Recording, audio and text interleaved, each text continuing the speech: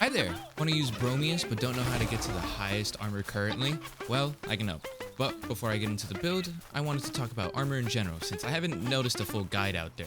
If you want just the build, go to the timestamp. Otherwise, let's talk each of the 3 stats, physical, magic, and stability, then how to get to 129.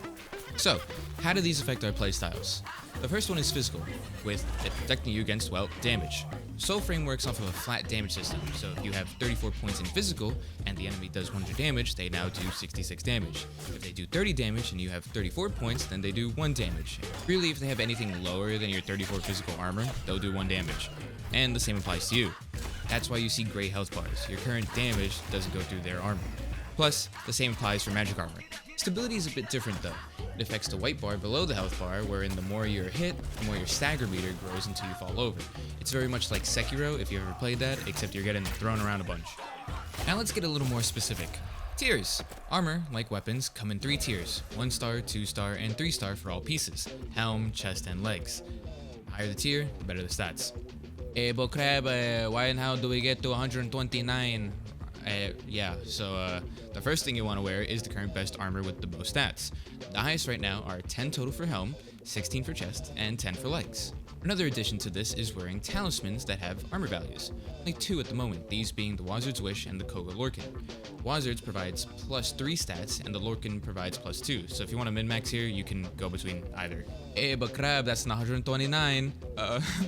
Yeah, there's way more, and that has to do with totems. Totems, or mods, for your weapons also provide armor and stability, but only 2 weapons, and specifically 2 runes, give you 2 defensive slots for totems. Durglint for sword and shields, and the Archstorm for magic weapons. What totems can we use? For sword and shield, we have the Lurker, Sailor, and Protector, providing their own respective stats. If we want to have the highest armor stats, we would want to use the Sailor and Protector for 41 total points, but we can do a little better. For staves, we have the Blighted, Buoyant, and Proud. But there are some stat differences. The Buoyant is considered rare and has higher magic armor, but the Proud has a little less stability. Even so, it provides 43 total points. Crab, what difference does 2 points make?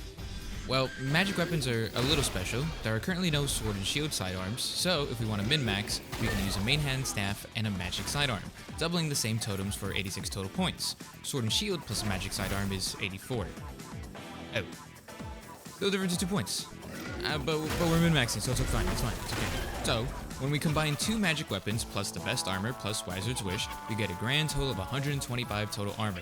Then, with Bromius Pack providing an additional 4 armor, we can get a max of 129 total armor. Now, is there a huge difference between 2 magic weapons for 129 and 127 so you can use a melee weapon, or even 126 to use Cogah Lorcans plus 10 attack? Not really. But the multiplier from Bromius' third ability, which scales with courage plus the armor value that you currently have, makes it more noticeable. Though, with the Cogah Lorcan, you hit closer to 2.2k damage compared to without, which is 2k damage. You'll still be one-shotting almost everything base game, and doing like 50 to 75% damage in Cogah.